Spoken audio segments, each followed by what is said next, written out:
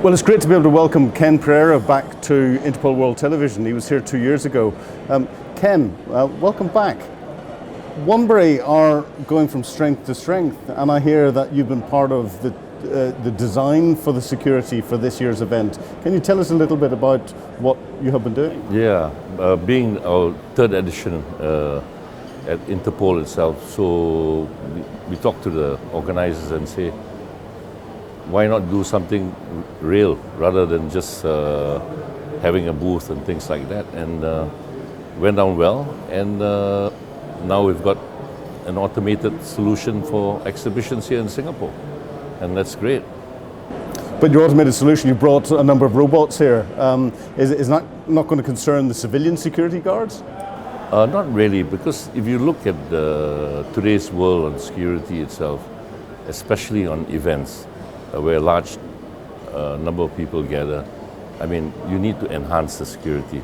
So instead of enhancing it with more manpower, which is already scarce in Singapore, so we put in all the automation part with turnstiles, automated kiosks, robots, and the good thing is that the security have a good overall feel, and they can see the total show and the flow and things like that. So I think that's important, because with today's security is about having that visual, yeah, which is a must. And what have been the particular challenges? And are your solutions aimed at event providers, or can they be deployed elsewhere?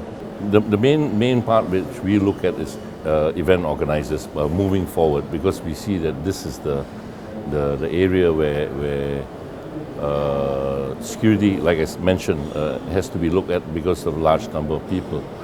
In fact, in Singapore, by law, if you have an event more than 5,000 people, you have to have a security plan, which I think makes a lot of sense, so that at least if there's anything, so the police can give the right support, and that's what it's all about, giving the right support, knowing the numbers of people coming, knowing all the security plans. So actually, to get the guidance from the Singapore Police Force is great. So you've got the enhancement for the entry systems, you've got the enhancement with the robotic guards helping the manned guarding systems that's out there. What's next in the security challenge, and where are you going? Well, absolutely all in the AI itself, because first, of course, we get the mobility of the devices, and to put in the right sort of concepts into it.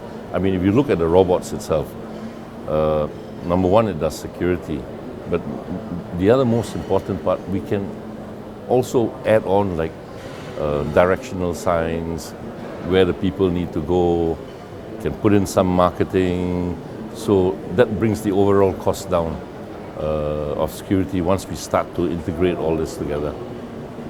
And who is this affecting most, and who do you think should be paying most attention to these technological solutions that you're bringing in? Well, if you look at it, I mean, of course, I mean, we're here to showcase this to the event organizers, and not only exhibition halls, but large cycling races and things like that, where there's so much of automation that can be done. And I mean, if you look at Singapore, security is a big part of it. I mean, it's a small country, so we can't afford to let loose and let things go down, right? So event organizers I would say, on the big areas.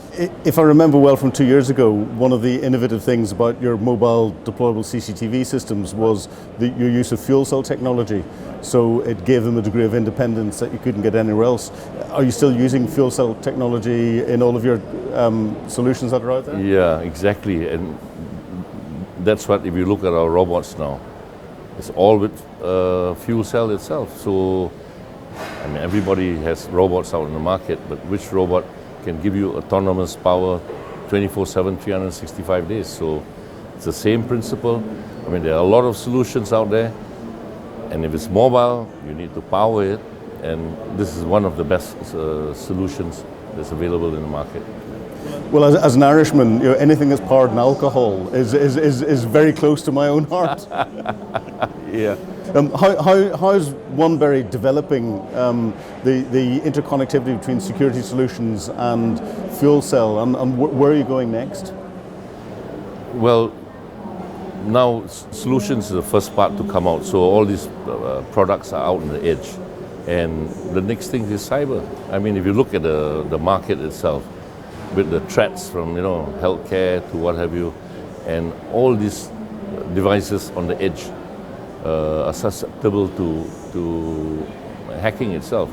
So we don't want just to put products out on the market without protecting it, right? And if there's misuse, it could be disastrous. So we put in a big focus now on cyber, and we got a completely new solution, a very, I would say, different concept of security. We are not a firewall and things like that. We are more of an inline solution, and something totally different. And what is that total difference? How is that setting you apart from other cyber solutions in the market? Because the market seems to be saturated with everyone saying, I've got a unique cyber capability. Yeah. If you look at our product offering itself, our product doesn't have an IP address. So, I mean, when you talk about cyber, the first thing is about find an IP and then hack it, and things like that. So it's a totally different concept of cyber, and we see this especially on the edge. And that's keeping all of your systems that you've developed, from your autonomous CCTV to your robots and everything else, secure. Exactly. As you know, we do a lot of government projects here in Singapore, so it's critical that we protect all our solutions.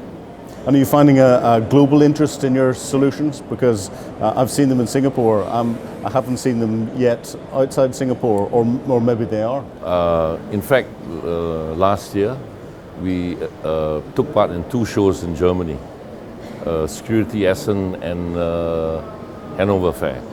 So this is great. I mean, going out to out to Germany, and those are one of the major shows itself, where we had very, very good interest here. Ken, it sounds exciting, and I look forward to seeing where the innovation's going in another couple of years. Thank you very much indeed for giving up your time to speak to us on Interpol World Television. Right. Thanks, Phil. Right. Great.